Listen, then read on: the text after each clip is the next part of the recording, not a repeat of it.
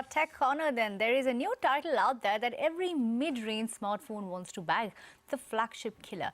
The Xiaomi Mi5, which was unveiled at the Mobile World Congress this year, as a message to Chinese upstarts and even traditional handset makers that they are ready to take any sort of competition head-on. Does the company manage to stand its claim?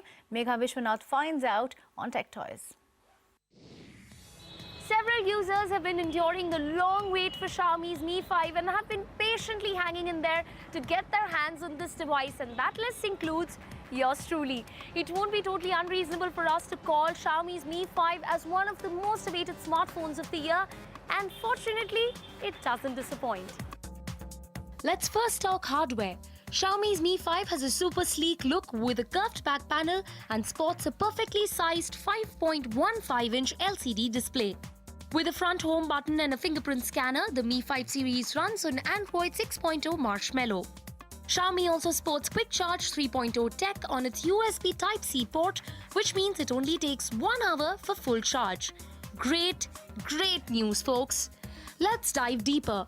Clearly, handset makers have established the standard spec sheet for flagships in 2016, and Xiaomi Mi 5 Pro houses a 3000 mAh battery with a Snapdragon 820 chipset along with 4 GB of RAM and 120 GB of storage.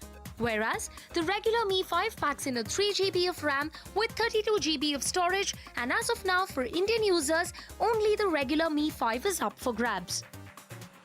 Now, the curved back on Xiaomi's Mi 5 brings out obvious comparisons with Samsung's flagship of the year, the Galaxy S7, which, by the way, is being touted as one of the best smartphones of the year so far. But the kicker here is that at 24,999 rupees, the Xiaomi Mi 5 will cost you exactly half of Samsung's baby. Let's now talk about camera. Having experienced the camera shooter on most flagships this year, I must say that Xiaomi's Mi 5 16-megapixel Sony camera is not as polished as, let's say, Samsung's S7, but still manages to produce impressive results, and here are a few samples.